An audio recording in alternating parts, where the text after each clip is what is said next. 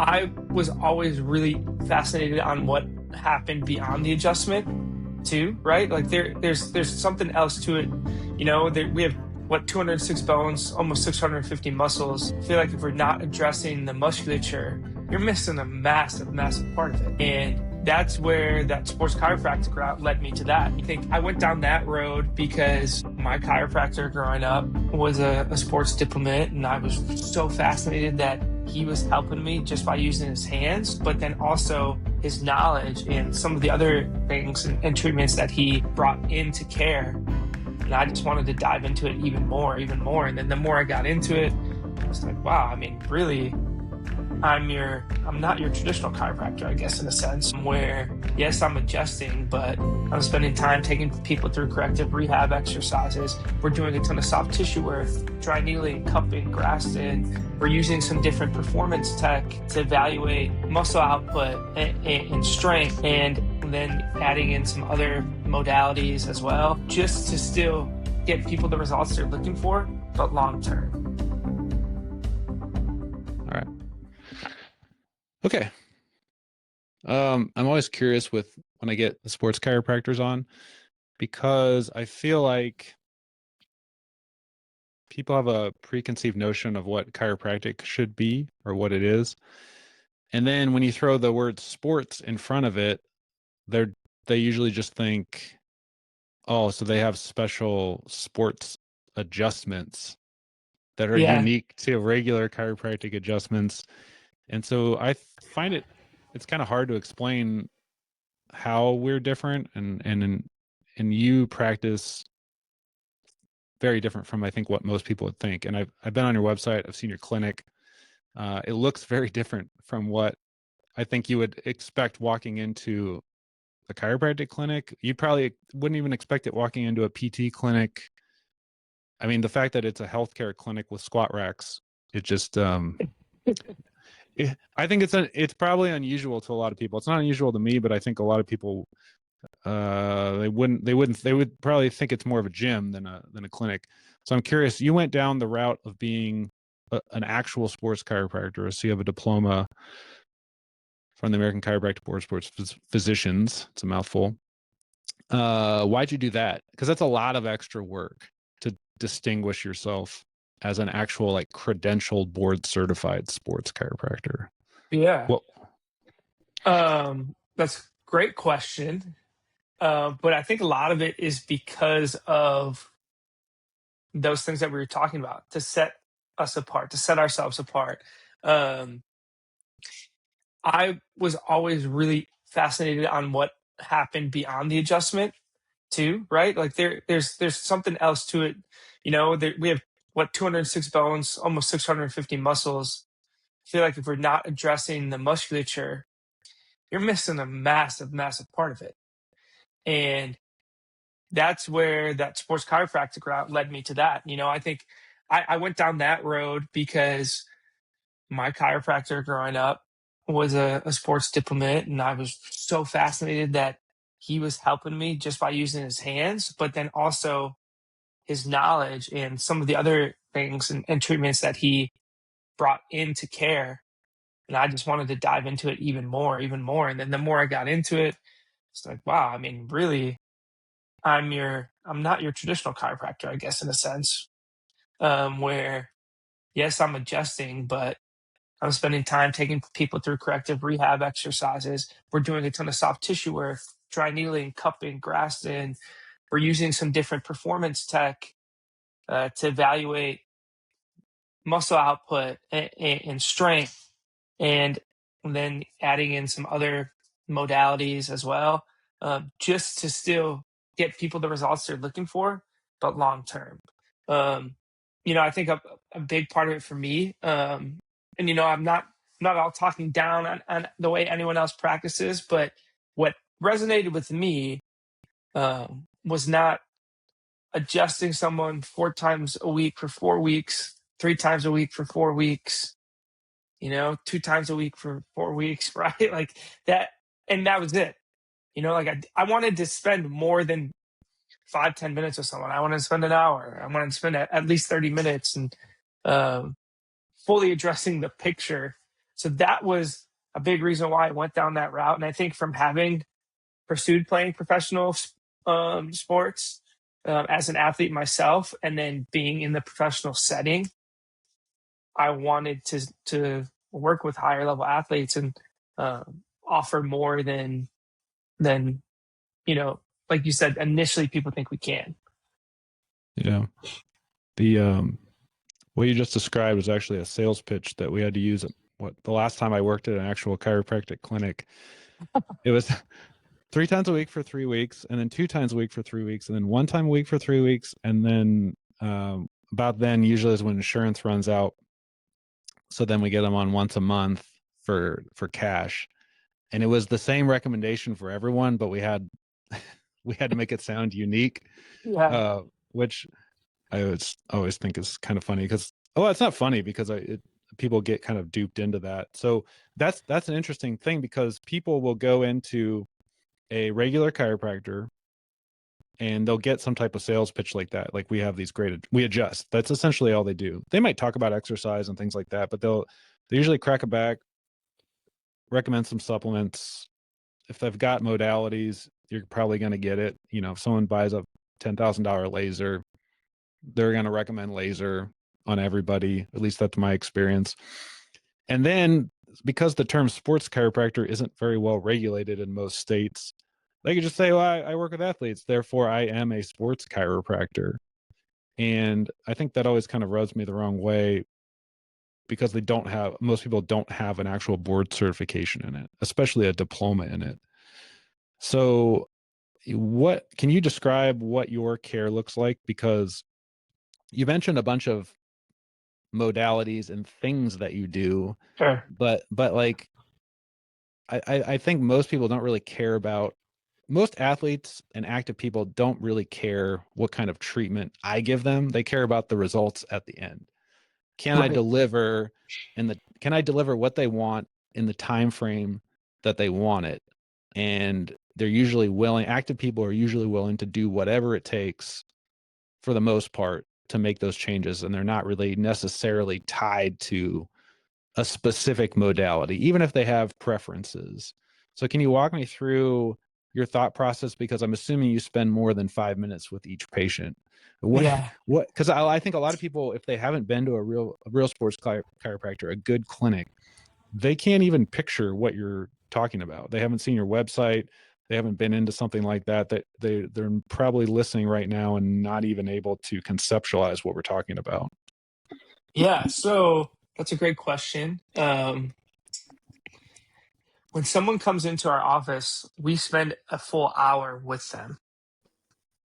So longer than 5 minutes, definitely. Yeah. And that first 5-10 minutes, we're just getting some information. How are they progressing?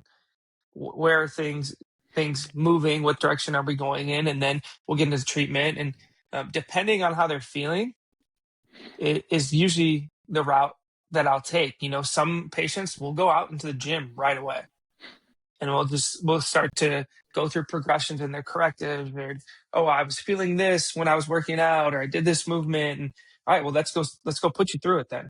I want to know, where's your limitation and how can we improve from there.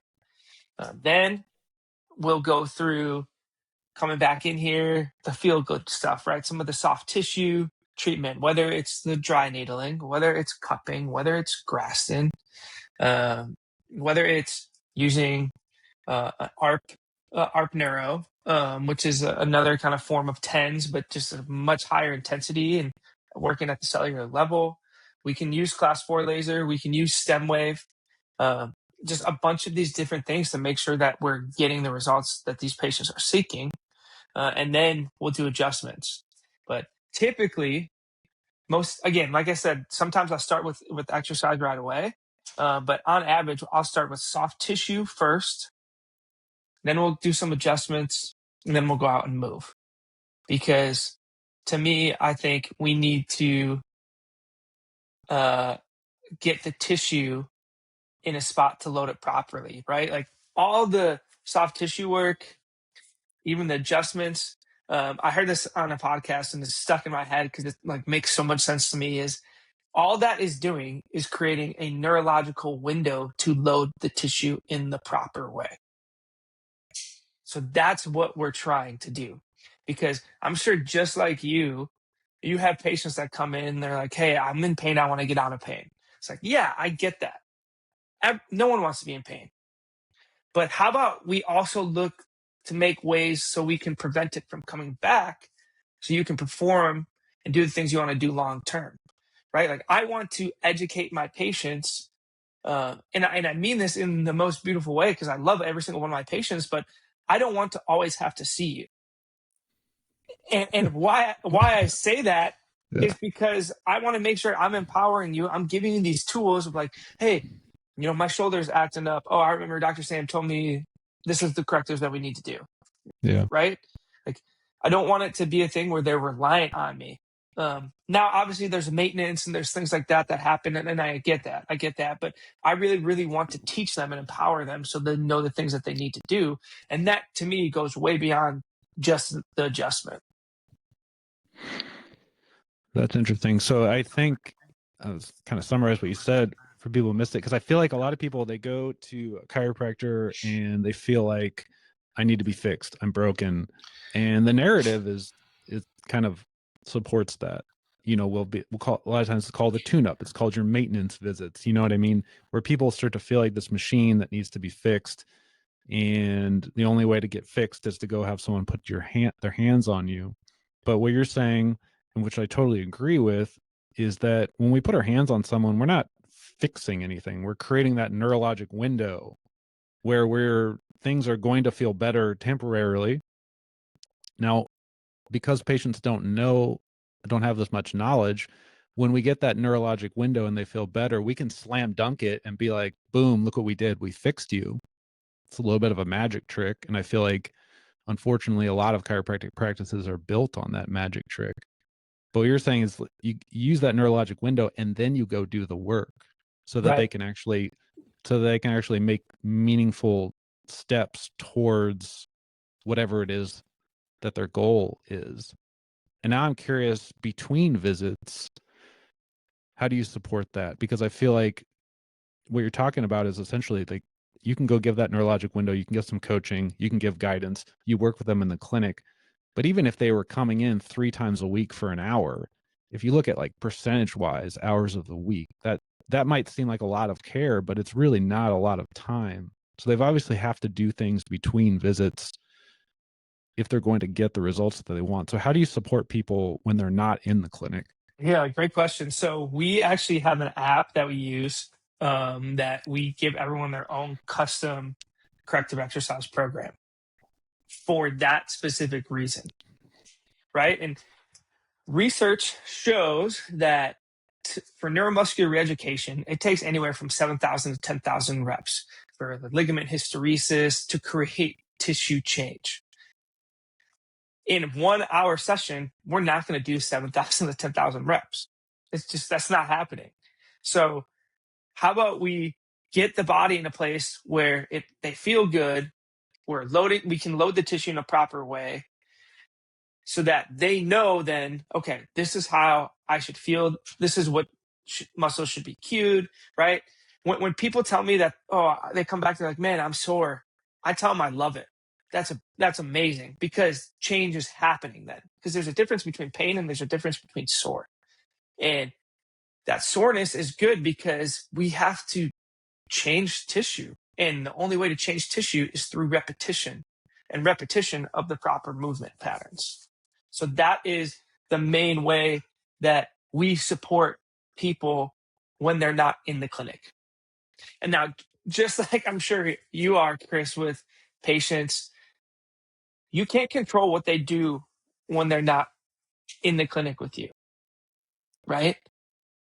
But the best way we can support them and give them the guidance. And if I can give them a touch point through this app where I'm not only telling them exactly what they need to do, but if they have a question, they can communicate with me. That to me makes it so much of a more efficient process to make sure we're getting the outcomes that they desire. Which app do you guys use? We use True Coach. Oh, nice. Okay. Hmm. Nice. I just started using Train Heroic. I was choosing between that and True Coach. Um, but yeah, those are good apps. And the interesting thing about what you just True Coach and for me Train Heroic, they're strength and conditioning apps. They're not rehab apps. And Right. so that's like when I was trying to figure out what app I wanted to use, I was looking at initially at a ton of rehab apps, and they're great. Maybe even a little bit more functional for what I do in the clinic. But my thought process was I want to think about beyond, because their goals are beyond the clinic. It's not, they don't want to hang out in here and be doing stretchy band exercises, even though that's what we're starting with. So could I get an app that's actually going to support more of the strength and conditioning, more of a sports, like, I don't know. It just, when you look at some of these apps that are more strength and conditioning focused, you just look at the app and you know what I mean? And it's geared Yeah. towards an active person. It's almost like the mentality of some of the strength and conditioning apps is let's push people. And I feel like when you see something with Rehab and like their soft colors and the way the apps are structured, it's all about, well, let's be safe and keep people, and not push people. And I feel like that's a problem in the rehab community anyway. We baby people a lot. And so it's interesting that you actually selected an app it's not rehab. It's almost like, Yeah. again, people walk into your clinic and it looks like a gym. Then they get an app that's not a rehab app. You're a doctor, but you're just basically saying, you want more than that. I'm going to give you more than that.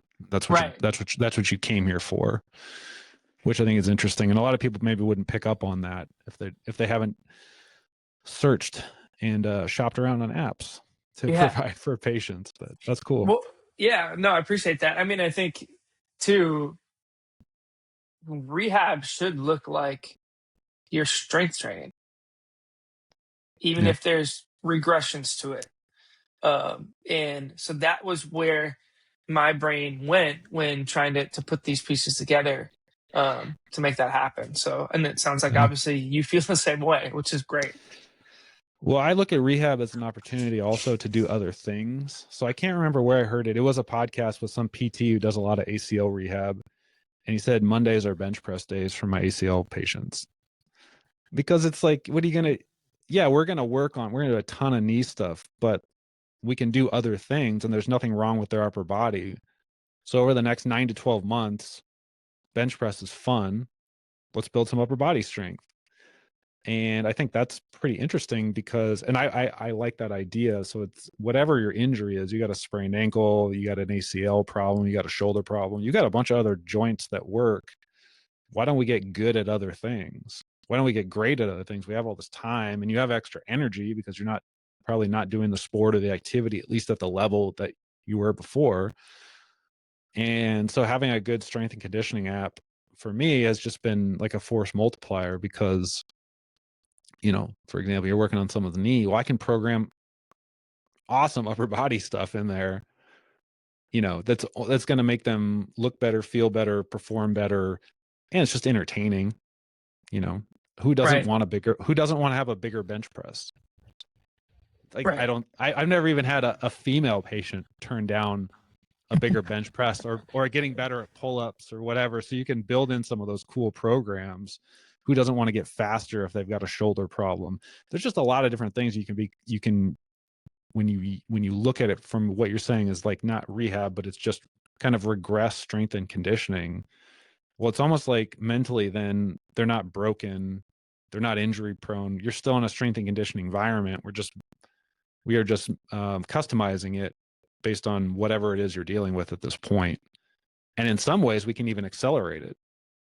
Yeah, Yeah. we're working on your knee or your ankle, but let's get more powerful with the upper body so they can actually come out of an injury better in some ways. And conditioning wise, I feel like a lot of times athletes, they'll go rehab something and then they are not conditioned for their sport. You know, you Yep. got people that are just like, oh great, the knee's fine now, but we got 3 weeks basically of preseason to get this athlete back up to just a conditioning level to compete at the level where we need them to compete. But if you're actually thinking about it, rehab as strength and conditioning, well, you're always thinking about that conditioning aspect. What are they actually going to need? Yeah, great. The tissue that we're working on is improved, but what about the rest of the system, the rest of the athlete? And I think that's what's really fascinating about sports chiropractic is that it's not, you know, in all of our extra education, I don't remember spending any time on adjusting. I think Yeah. we talked about it. Some people have different, but that was not part of the education. I think that's something that's a lot of people wouldn't realize when you go to a board certified sports chiro. We have a lot of continuing education, and none of it is in back cracking. It's all in everything else. And I think there are some very key things that distinguish a sports chiropractor from a chiropractor, a general chiropractor who just likes to work with athletes. And in your experience, especially in your area, I'm sure there's a lot of other like general chiropractors who just like working with athletes, and that's within their scope. They Yep. probably market themselves as sports chiropractors.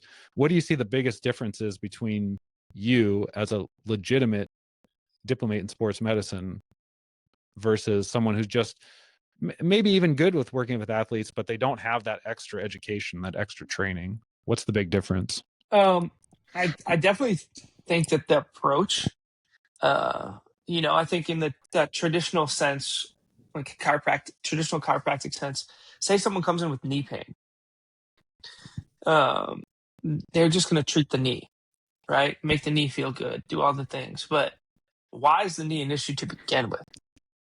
And I think that's where the advanced education brings it back, right? We have to look above and below. What's happening at the foot and ankle? What's happening at the hip?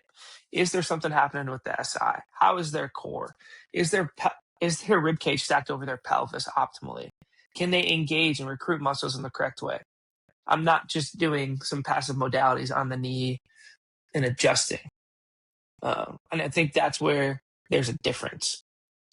In having been in high level athletics as an athlete myself, like I'm not at all downplaying the adjustment. I think the adjustment is a great tool in the toolbox for high level athletics. But when there's an injury, we have to assess the full kinetic chain, not just the spot that's hurting.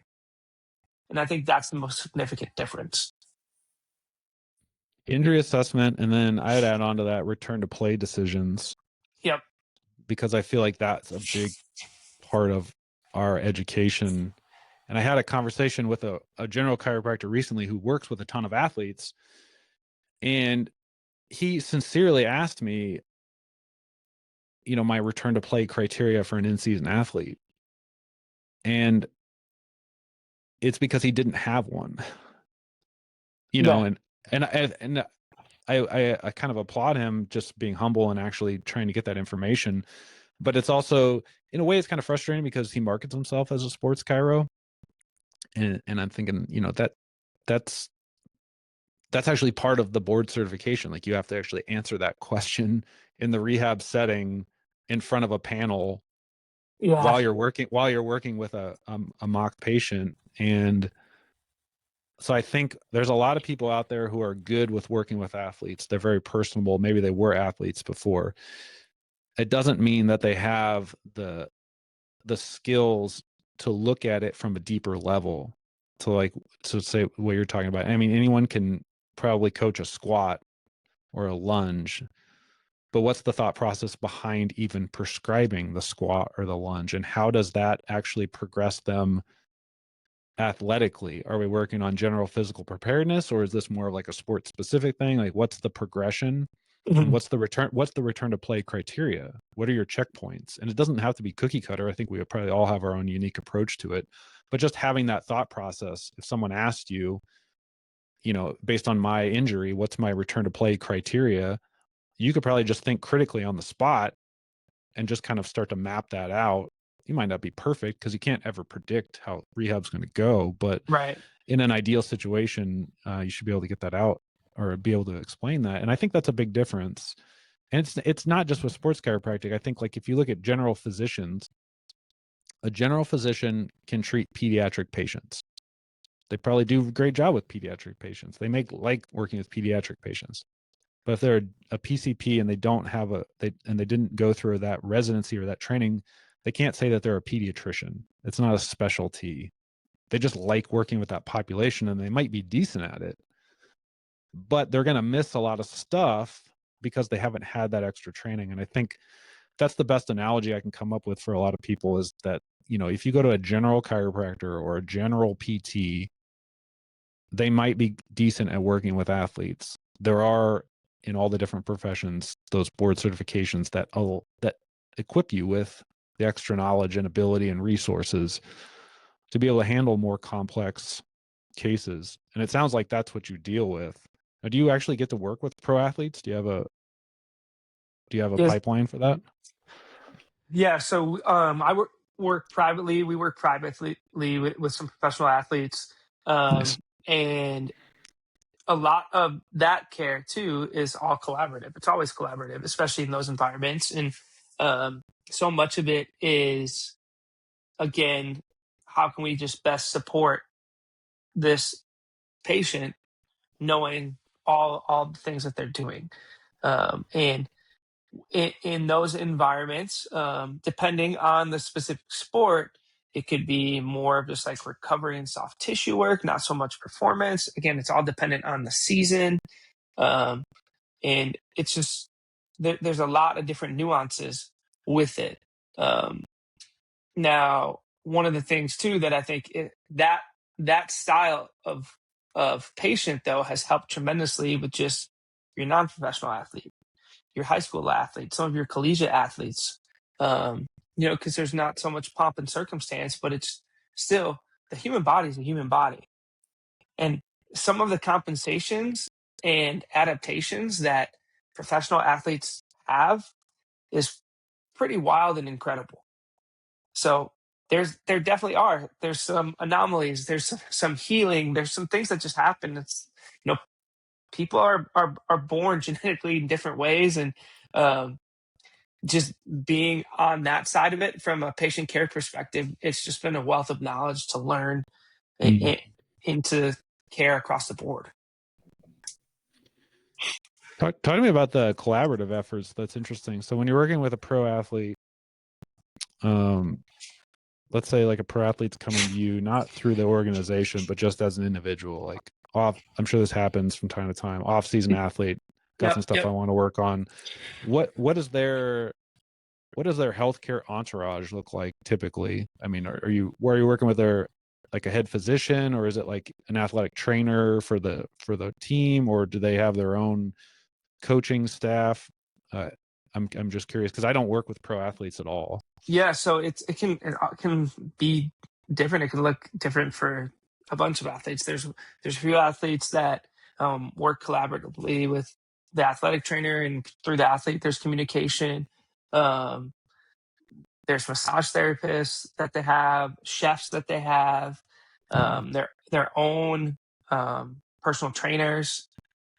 So it's more of that collaborative approach, and just getting understanding of, okay, what are they doing from a performance output today? What did they do yesterday? How is their body feeling and operating? What are they going into soon? Like, are they playing back to back games? Are they do they have a pretty tough practice? Like, and again, sport dependent too. It makes it part of Mhm. that picture as well, because depending on their sport, like, are we just really trying to get them to be able to go back out there and play, or are we actually trying to get some rehab, get some change, get some things to happen?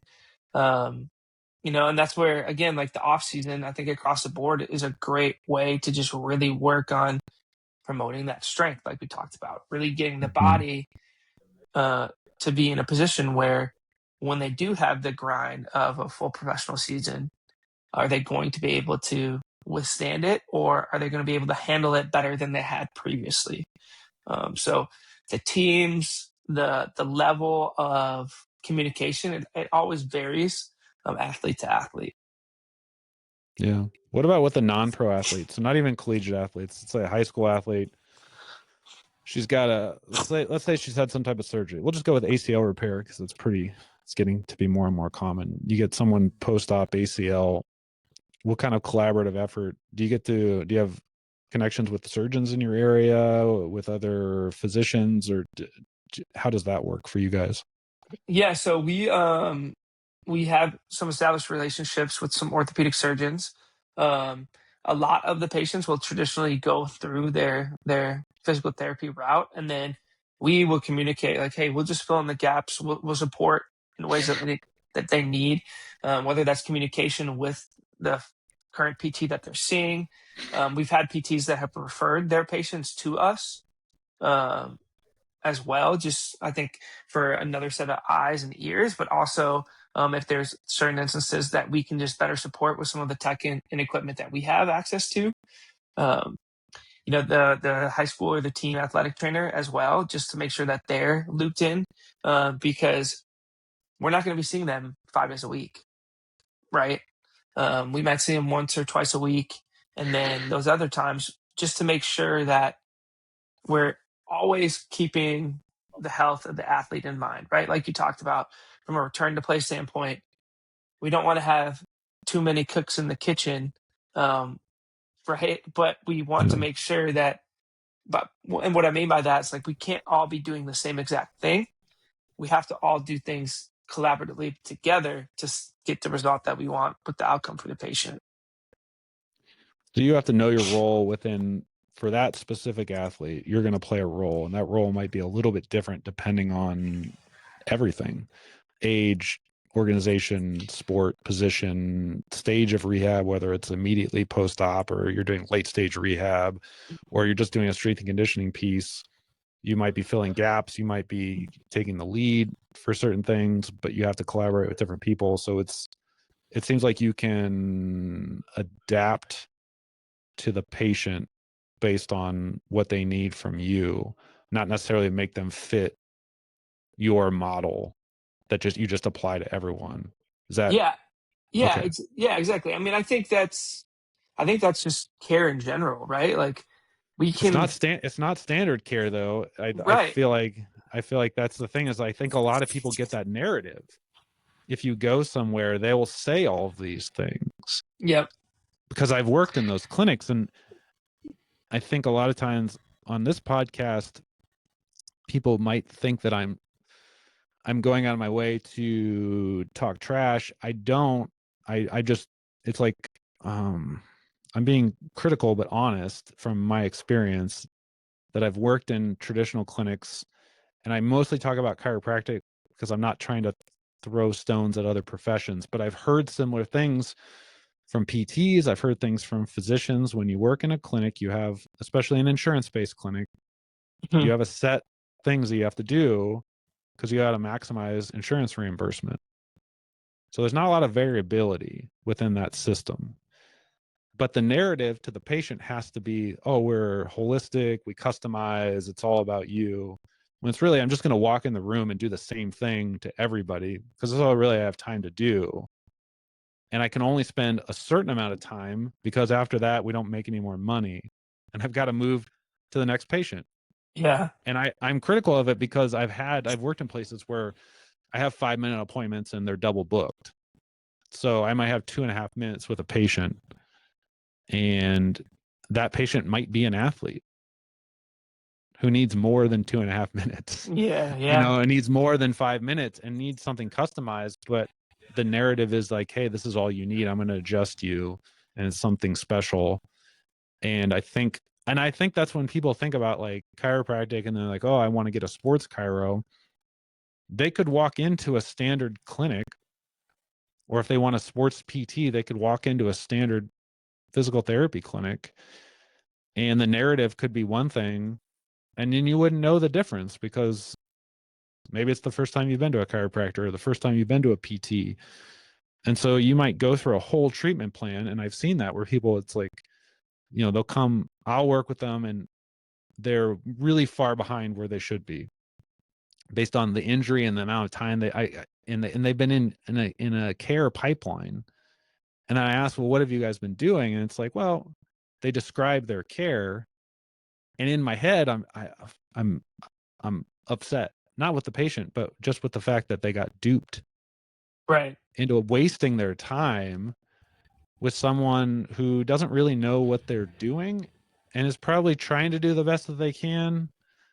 And it's hard because I don't want to say that practitioners and physicians and everyone shouldn't do things and shouldn't try and help people, but there's an honesty piece. And I would imagine that you have athletes who come in who you can't help in the way that they want to be helped, and you're probably pretty honest about that, because if you can't get them the results. And I think with athletes it's usually like too quick of a turnaround, like the time, like, hey, I've got preseason starting in 2 weeks, Yeah, and you're looking at like there's no there's no way, and we can adjust your timeline if you want, but I can't deliver what you want in the time that you want, or like these results just aren't going to happen. So I would imagine that you, based on the fact that the way you practice, that honesty and clarity becomes they yeah. become incredibly valuable tools. They're massive tools, especially with all the things that we have to provide as clinicians. It's that just be real, be genuine, because yeah, if that's what someone's seeking, like you have to tell them exactly what we went to school for, these advanced degrees, to have these conversations, to let them know, hey man, 2 weeks is a really quick turnaround time, right? And then in saying that though too, right, from that comparison you were talking about before of going like a traditional route where it's preached, right, but then they're handcuffed by the limitations of what insurance is going to reimburse them from, like that's disingenuous as well. It's like, yeah, okay, we'll see you for 2 weeks, we'll get you back. I think so much of it is being transparent and being forthright and just being able to communicate exactly what you you would to a family member, because I think that's how you build the proper doctor patient relationship, is just being honest. Yeah, honest, and I think the honesty extends because when you say, hey, you're a unique athlete, you play a you're even unique to your position. Everybody's unique and your situation's unique, and there's all these unique things about you, and I know this really means a lot to you. I'm going to help you. I believe I can help you, and we're going to make this customized so that you get the best results possible. That's a pretty common sales pitch, I would say, or something that someone might say. Mhm. But do you actually fulfill on that, or do you just like slap the same shoulder rehab program on them that you do with everybody? And I think that's a big difference. It ends up happening a lot, and I talked to a PT on the podcast not too long ago, and she was like, when she worked at an insurance clinic, she was like, we always had put people on the bike when they first showed up, because of the overlap, and we made it sound like it was something special. And she's like, a patient called me out one time because they're like, I just rode my bike 5 miles to get to the clinic. Why are you putting me? I'm good. Let's go. This is my appointment time. Let's start. And she had to be like honest with them. We're not, yeah, most people don't ride their bike to the clinic. So I'm not prepared to work Wow. with you right now. The schedule, you know what I mean? And the patient probably was probably happy with the honesty, but not super happy with the care, because that was when their appointment started. So I feel like what I appreciate about the way you practice and the way you have this set up is that someone can come in and you can look at them as an individual and assess that, and then honestly be like, okay, to meet the goals that you want to meet within the timeline that you want to meet, to get you where you want to be, this is how I would approach it. This is how I would customize it. This is what I think we would do. These are our options. These are the checkpoints. If things don't go well, we have these other options. We can look at these different things. We can communicate with your physician. We can communicate with your massage therapist or your coach or whatever we need to do. We'll make it collaborative. We'll make this unique to you. And then you can actually deliver on that. How do you, so do you guys take insurance? I didn't even ask you that. I'm It, assuming you don't. no, we don't. we Yeah. we're cash. Yeah. So um that does that get, and that's probably why, right? Because now you have the freedom 100%. to actually fulfill on the promises that you're making to the patient without having to worry about an insurance company being, well, we're not going to reimburse for that, or we're only going to reimburse for 5 minutes of it or 8 minutes or whatever. What was the big, were you guys ever at any point an insurance-based clinic and then made the switch, or did you just start off as cash-based? We started off as cash based, and I think because of those experiences as a patient, myself, and then just kind of navigating the landscape and shadowing clinicians that were insurance based practices and cash based practices, and the patients seemed happier and the results were better Yeah. in a cash based practice. And to me, I was like, well, those are the two most important things, right? That's why we're doing what we're doing. So Yeah. that was a big driving factor behind it. Because otherwise you wouldn't have time. Like that's the thing I think people don't think about is, I at previous clinics where I've worked that have been insurance based, the owner has to make a profit, and if they don't, the business shuts down. So I understand the forces that are driving them to make certain decisions, because they're almost shackled, they're almost trapped at that point. Yep. And so you might fill out as a patient a bunch of paperwork and give them a bunch of information about your doctor and all this other stuff. There isn't really any time to do anything with that. Right. There's like it's basically just kind of standard procedures. People don't even look at it unless there's a major issue. Where I think probably for you, you're looking at it and saying, "Oh, I know that primary care provider, or I might need to call this person, this surgeon, because I'm, to check in and make sure they know that their athlete's here." You can actually look at that information and do something with it. Hmm. How many people have gone and filled out a complete health history just to have their doctor walk in and ask them questions about their health history that they wrote on the sheet? You Yeah. put some time into that, and it's like you didn't even read it, but they didn't have time. Like that, when Right. would they have looked at it?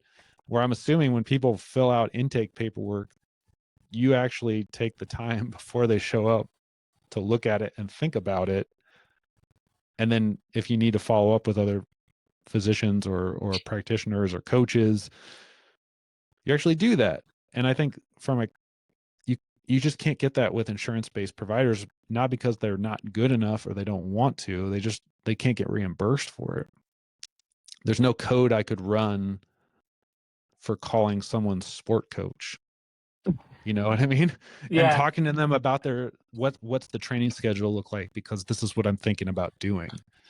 You can't get reimbursed for that stuff. And so I feel like for people who are thinking about, oh, I want to use my insurance, I just feel like it's hard because I was like, if they were in your area, I'd be like, just go to the clinic and look at it and have a conversation and then make the decision. Because I feel like a lot of times people are just like, oh, they don't take my insurance, it's not going to be worth it. And it's like, no, that's probably why it is worth it.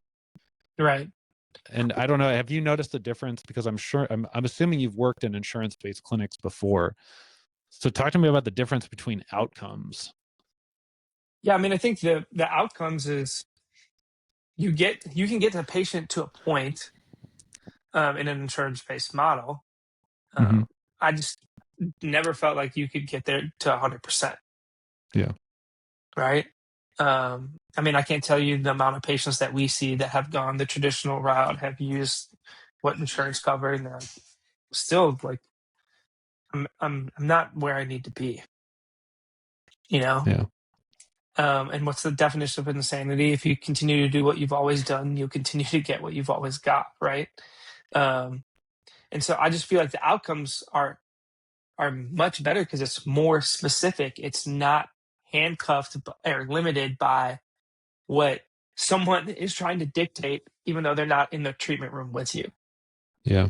Um, and I think, a lot of it, like we talked about, goes from a time standpoint. The more time that you can spend with someone, the more you can get to not only know them, but figure out, okay, what is it that they're doing once they leave here? right? It's not just, all right, 30 minutes, get on sim, ride the bike, do a couple banded exercises. All right, we'll see you in 2 days. And to just do it all over again. Um, and again, I think it's not a thing of me at all talking down on other providers in insurance-based practices. I just think that's just how they have to practice as a result of the system, which makes it unfortunate. Yeah, they're definitely shackled. I think my only problem with insurance-based providers is the narrative, because I think I I don't like a lack of clarity. I don't like people telling, if you're like, "Hey, I can help you," but it's not going to get you where you want. I can help you take that first step. And the only thing I have at my are my hands and some e-stim or whatever. That's what I do. They're going to be short appointments. We can definitely get you feeling better quickly, but we can't, like, you're going to need so much more. Right. I don't know too many insurance-based clinics that are going to be that honest. I feel like had I been that honest, I would have gotten fired from an insurance-based clinic. You just can't say those things. And I think that's the hardest thing for me. If you have low back pain and you go to a custom shoe store, what do you think they're going to tell you? Well, you need Yeah. new shoes. You Right. walk into a mattress store, they're going to try and sell you a mattress.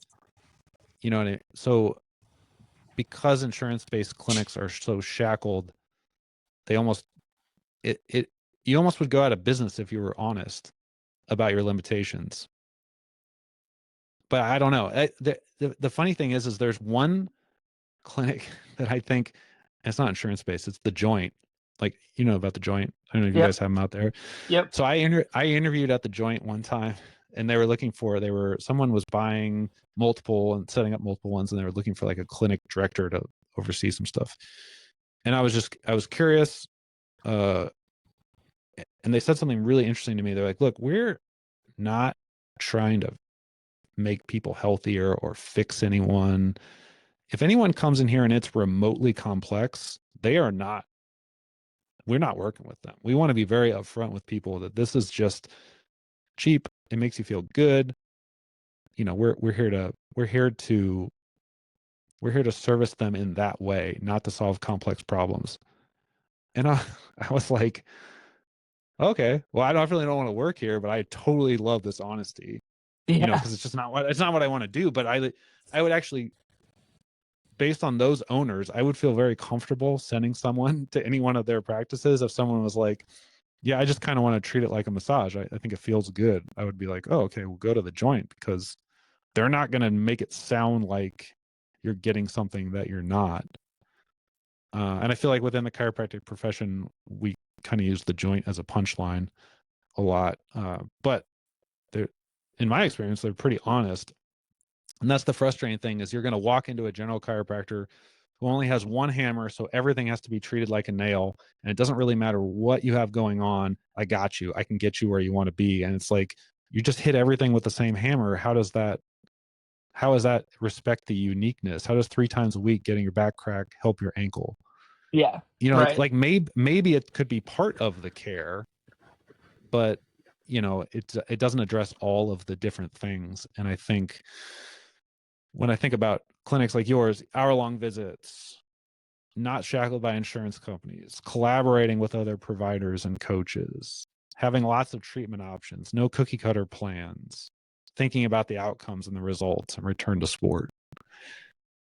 It's like, I feel like you get more than what you pay for at that point, because you got someone who can actually adapt to you. 100%, man. 100%. Um, and I think that's the whole reason why, we practice that way, is Yeah. because of those reasons. Like, it's patient-centered care. And it's not like just a tagline, it's the truth. Yeah. That's what it's You about. walk the walk. And I Yeah. think that's a big difference. So I wish more. Well, first of all, I wish insurance would actually reimburse for all of this stuff. It would just make things easier, because it would be easier for us patients would be happier, people would get better care Yep. if the insurance reimbursement model was ever corrected. I think a problem though is, I don't know how it is in Wisconsin. In Michigan, per our state, I correct subluxations legally. Hmm. You know what I mean? So if you're going to look at like what my license says, of course insurance isn't going to reimburse for rehab. Well, you know what I mean? Or Yep. they're not, because as a profession, our state association at some point, you know, got a law passed that needs to be updated, I guess, to put it mildly. And I think a lot of people might, in different states, there might be different things, but a lot of times, maybe even it's just it's so layered. There's so many problems that are holding patients back, and they're like blocking good clinicians from giving the care that they could give. And not everyone can go out and just start their own clinic. So from a patient perspective, it's nice to have the option. You know, if you have good insurance and you want to go use your insurance, you should do that. And if you get what you want out of it, great. Right. That's awesome. You didn't need anything else. But for a lot of people, what happens when it doesn't work? Where do you go? You know, and they've got, at least in your area, they've got you. You know, they got your clinic, so Yeah, people could come in absolutely. and fill in all of those gaps and get what they want, or they could just start there. So I have people who do that. People have great insurance, and I don't take insurance, and they'll still start with what I do because they've got limited time. You know, Yep. you just had that surgery, and you got a vacation to Europe coming up in 3 months. They don't have time to goof around. They got to be ready to fly and move. So I think we're about out of time. Thanks for coming on. Yeah. Thanks for having me, Chris. Yeah. It's always fun to talk shop, man. So I Yeah. appreciate it. I'd love to have you back on again. I'm trying to do something in 2026 where I bring people back and we talk about patient cases from the patient perspective. So Okay. I bet you got a lot of different interesting things. Not so much from like grand rounds perspective, but like, hey, this is what the patient feels, this is what they say, and this is their experience going through. You could pick an injury, you could pick an individual athlete, but I think people would be really interested to hear, especially for someone who works with pro athletes and collegiate athletes, what that actual care pipeline looks like. Yeah, man. Definitely. I'd be happy to do that. Cool. All right. Well, I'll get you back on then. Cool. Thanks, bro. Yeah.